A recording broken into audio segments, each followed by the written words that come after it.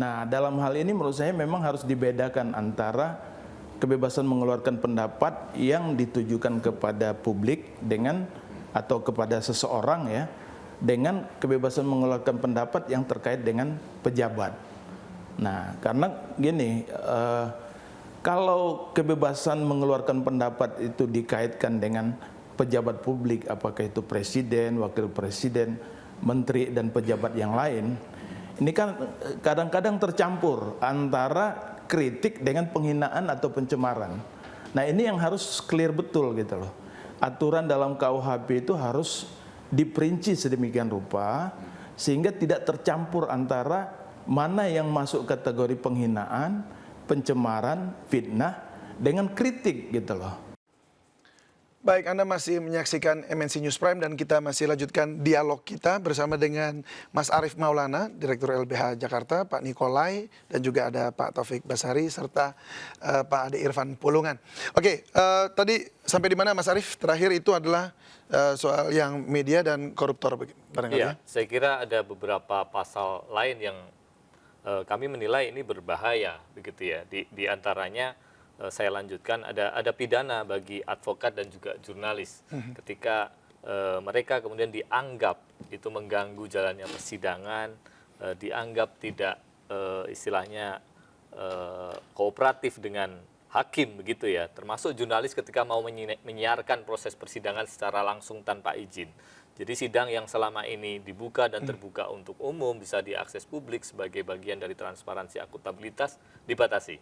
Ya, selain itu juga kita melihat di pasal 603, 604, 605, 606, kita melihat bagaimana korupsi tidak lagi dilihat sebagai extraordinary crime, karena ancaman hukumannya justru diperingan. Belum lagi kita melihat pidana korporasi itu hanya akan mengenai pada manajemennya, bukan korporasi sebagai subjek hukum.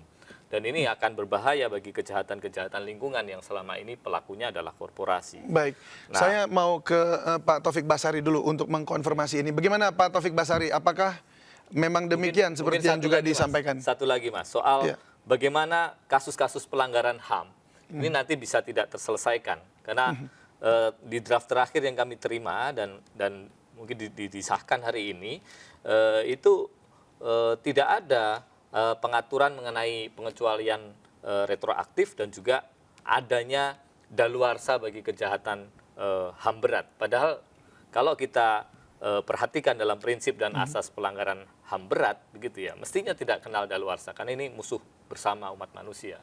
Oke, baik. Bagaimana Pak Tobas? Ya, jadi pertama kita harus melihat bahwa di setiap draft yang ada itu selalu ada perbaikan dan positif ya. Kita bisa bandingkan antara draft 2019 ke 6 Juli 2022, kemudian ke draft 9 2022 sampai pada yang disepakati pada tanggal 24 November 2022, itu setiap draftnya itu selalu ada perbaikan. Jadi hal-hal yang tadi dipermasalahkan sebenarnya sudah alami perbaikan-perbaikan. Jadi kita tidak bisa lagi merujuk pada sudah diperbaiki sebenarnya. Nah, kemudian ada hal-hal yang dianggap masih bermasalah. Nah, saya menyarankan supaya kita sama-sama ya pasal dan kita coba lihat pemahaman ya apakah masih bermasalah. Sebagai contoh yang juga mengalami perubahan di pasal terkait dengan tadi yang disampaikan oleh Bung Arief, ada perubahan tanggal 24 November 2022 di mana kita tidak hanya dilindungi dalam proses sidang, tapi juga aparat penegak dalam penegak hukum, juga ada advokat di sini dan ada jasa umum. Ya, semua pihak yang ada di dalam proses persidangan itu harus dilindungi martabatnya dalam proses sidang.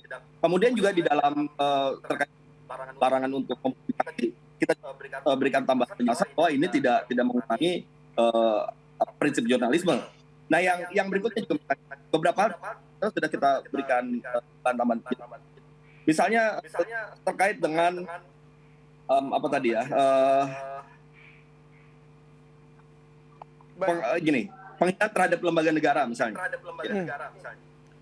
Dan penyerahan terhadap persoalan kan selama ini dianggap bahwa itu Ya, saya kira ini sih kemudian bertentangan demokrasi. Di dalam penjelasan kan dijelaskan bahwa ini dengan saya kira Bung ini juga Tobas. juga tetap mempertimbangkan prinsip Ya. demokrasi. Jadi upaya-upaya untuk membatasi hal-hal yang dikhawatirkan itu sudah dilakukan. Ya. Sebenarnya begini, saya dengan Arif juga punya perjuangan yang sama. Kalau dalam pembahasan yang dilakukan berulang kali saya juga meminta agar pasal-pasal tersebut dihapuskan atau dicabut. Tapi sekali lagi ini juga perlu saya sampaikan, dalam proses ini tentu ada demokrasinya juga, ya. Tadi saya dalam posisi berharap agar pasal-pasal penghinaan tersebut di take out dari RKUHP. Saya sampaikan dalam rapat-rapat itu. Tapi ada juga pendapat yang kemudian menginginkan bahwa ini harus ada dengan argumentasinya juga yang cukup masuk akal dan harus kita hargai. Nah, karena itulah maka yang diambil adalah jalan tengah itu tadi. Ya, harapan saya agar ini dihapus karena ada kekhawatiran yang sama seperti disampaikan oleh Arif. Kemudian ada pihak yang menyatakan bahwa ini harus ada dengan alasan-alasannya. Dua kepentingan itu kemudian kita jadikan satu. Dan bagaimana caranya dua kepentingan ini bisa terakomodir, yaitu adalah pasalnya tetap ada, ya, tapi tidak mudah diterapkan. Karena apa? Karena diberikan batasan-batasan yang ketat, sehingga kekhawatiran saya yang saya sampaikan dalam rapat itu terakomodir dengan batasan-batasan itu. Itulah jadi menurut saya ini juga penting buat kita ketahui bahwa memang tidak seideal yang kita harapkan. Ya kalau saya juga maunya dihapus sama seperti Arif, tapi ternyata tidak semudah itu. Nah, akhirnya jalan tengah inilah yang menurut saya sebagai bagian dari upaya kita untuk memperbaiki RKUHP-nya. Tapi yang lebih penting lagi adalah RKUHP yang kita sahkan pada hari ini itu jauh lebih baik dari KUHP yang saat ini kita miliki. Jauh lebih baik. Dan kita pun juga punya sistem pemidanaan baru, kita punya prinsip-prinsip yang kita bangun untuk membangun budaya hukum baru yang memang nanti tentu dengan Bung Irfan kita punya tugas sama-sama ya untuk melakukan sosialisasi juga kepada aparat penegak hukum untuk apa? Untuk mengubah perspektif cara pandang aparat penegak hukum dalam hal menjalankan tugas-tugasnya. Kenapa? Karena di RKUHP ini kita memberikan satu kebaharuan dalam proses penegakan hukum. Oke, baik, kita ke Pak Nikolai. Pak Nikolai, menurut Anda jadi yang sudah diperbaiki, kalau tadi disampaikan oleh Pak Tobas, apakah memang sudah ideal kalau Anda pelajari jadinya? Gini, masalah yang tadi penghinaan terus dan sebagainya pasal 218 dan 219 dan seterusnya. Kita harus melihat dulu, kita mengacu kepada pasal 28E ayat 3 Undang-Undang Dasar 45, di mana setiap orang berhak atas kebebasan berserikat, berkumpul dan mengeluarkan pendapat. Jangan sampai pasal-pasal tersebut bertabrakan dengan konstitusi yang ada atau Undang-Undang Dasar 45, di mana itu bertentangan antara undang-undang ini yang KUHP ini merupakan undang-undang bertentangan dengan Undang-Undang Dasar 45. Khususnya Anda melihat masih 28. bertentangan nggak berarti sekarang? Ya? Anda melihatnya ini sekarang masih ada bertentangan nggak? Kalau dari isi pasal 218, 219 dan seterusnya seperti yang saya sebutkan tadi, masih ada pertentangan di situ. Makanya saya ingin dari awal saya katakan bahwa kita selesaikan dulu 14 isu krusial itu. Mohon maaf saya harus sampaikan ini, bahwa isu krusial itu pertama living law atau pidana adat. Yang kedua pidana mati. Yang ketiga itu adalah penyerangan harkat dan martabat presiden dan wakil presiden. Yang keempat memiliki kekuasaan gaib. Kemudian yang kelima unggas dan ternak yang rusak dalam kebun pemerintah dan itu yang dalam kebun ya. Yang keenam contempt of court seperti tadi yang disebutkan oleh teman dari LBH tadi. Kemudian yang ketujuh penodaan agama. Yang kedelapan penganiayaan hewan. Yang ke-9 mencegah kehamilan dan menggugurkan kandungan. Yang ke-10 aborsi. Yang kemudian ada lagi yang ke-11 gelandangan. Yang 12 perjinahan. Yang 13 kohabitasi dan kumpul kebo. Dan yang 14 adalah perkosaan. Ini kita selesaikan dulu. Penjelasannya, kemudian substansi dari pasal itu kita selesaikan dulu, baru kita undangkan seharusnya. Baik. Tapi karena ini sudah terlanjur di disahkan menjadi undang-undang, ya akhirnya kita akan ajukan judicial review di Mahkamah Konstitusi untuk itu. Oke, Pak Ade, bagaimana Pak Ade Soal untuk judicial review ini akan diajukan juga untuk 14 pasal tadi. Jadi ini apa nggak terkesan memaksa karena ternyata ini masih belum beres, masih belum memenuhi undang-undang, artinya belum sejajar dengan undang-undang dasar yang kita anut sekarang.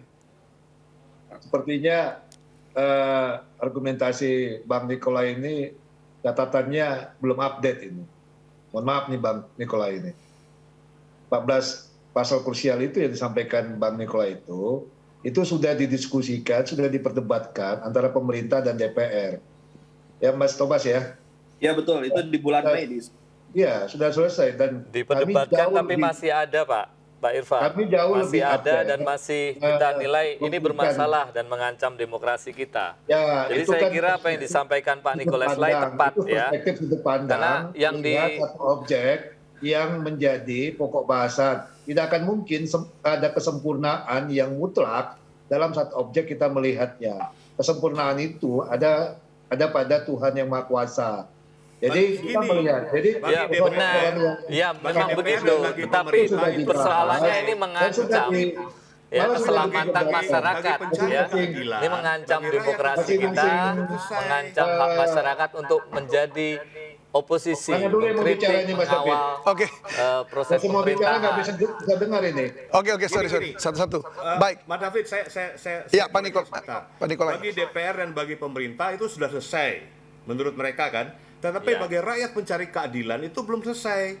Itu makanya ada jalurnya berupa judicial review. Itu adalah hak masyarakat. Jadi kita juga nggak bisa mengatakan bahwa sudah selesai artinya sudah benar. Jadi Ya. tidak bisa juga itu Nah. disampaikan karena Gini, 14 boleh saya pasal analoginya? krusial itu Baik. sebentar. Dan kritik 14 kami pasal juga krusial jalan yang saya tengah sebutkan itu mestinya tadi, yang berpedoman belum pada selesai dalam konstitusi pembahasan ya dan dengan hak asasi masyarakat, manusia. gitu loh. Bukan Karena justru saya waktu itu mensampingkan ikut juga dalam konstitusi dan hak RDP. asasi manusia.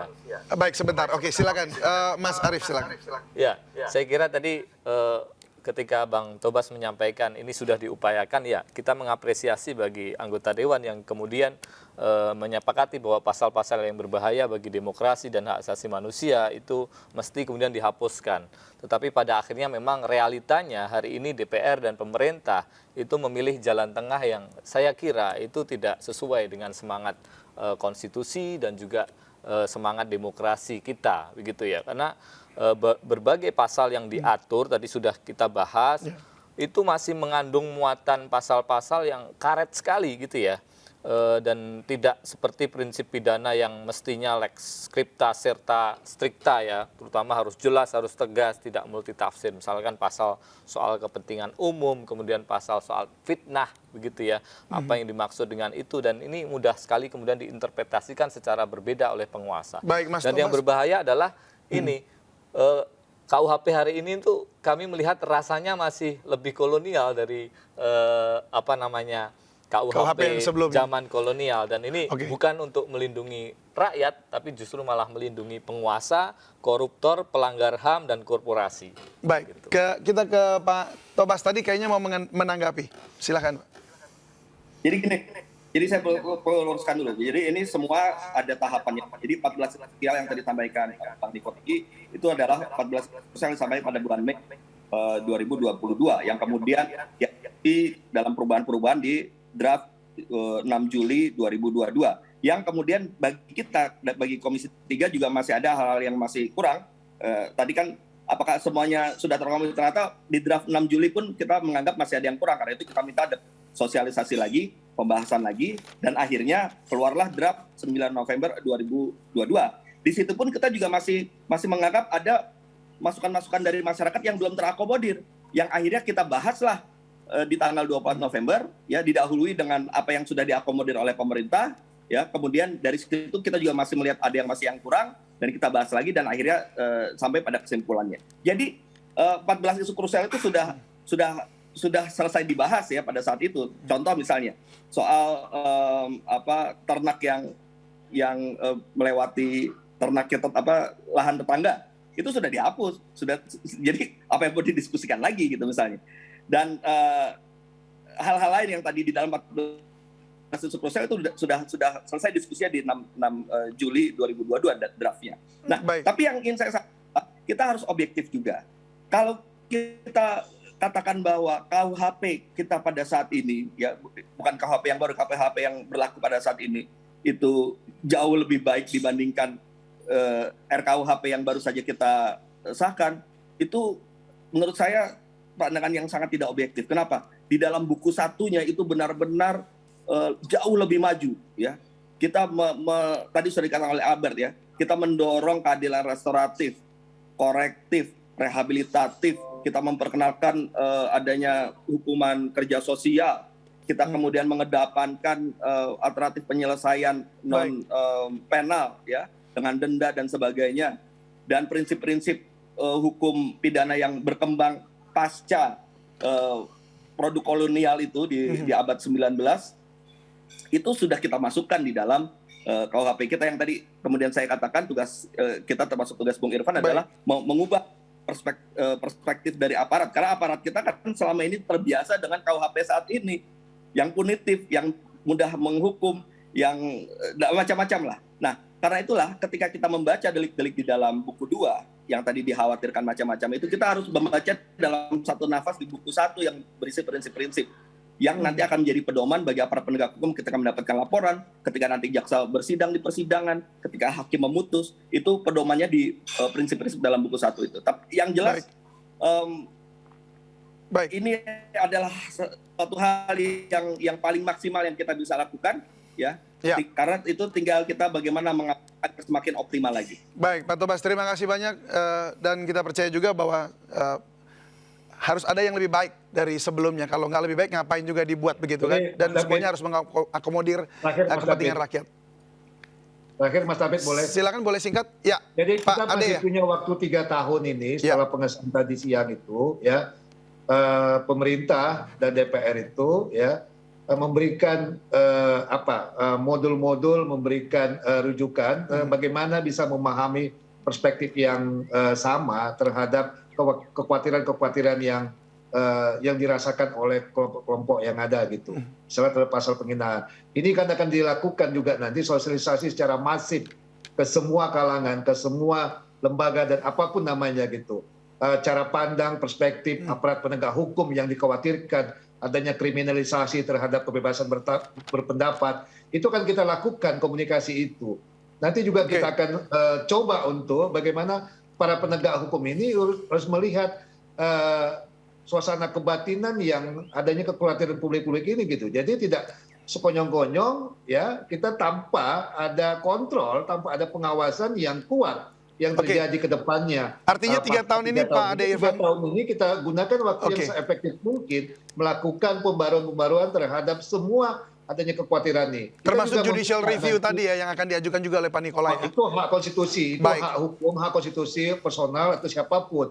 Tapi dalam rangka untuk mensosialisasikan, dalam rangka untuk mengkomunikasikan terhadap pembaruan hukum pidana dalam KUHP ini yang kita lakukan bersama-sama. Baik, Pak Ade, terima kasih banyak. Saya pikir ini, Mas, catatan terakhir untuk KUHP maupun pembentukan peraturan perundang-undangan mesti memperhatikan prinsip partisipasi bermakna dari rakyat, dan DPR, pemerintah harus transparan dan akuntabel. Akses soal rancangan undang-undang itu bisa diakses kapanpun. Nah, ini yang menjadi masalah dalam berbagai pembentukan karena sebelumnya kesannya agak tertutup begitu ya. Itu dari mulai undang-undang KPK sampai hari ini, dan saya kira itu menjadi catatan serius. Baik, ini pembicaraan ini akan panjang lagi, nanti kita akan bahas di lain kesempatan karena waktu sekarang sudah sangat terbatas sekali. Terima kasih banyak Mas Arief Maulana, terima kasih Pak Nikolai Apriliando, dan terima kasih juga Pak Ade Irfan Pulungan serta Pak Taufik Basari.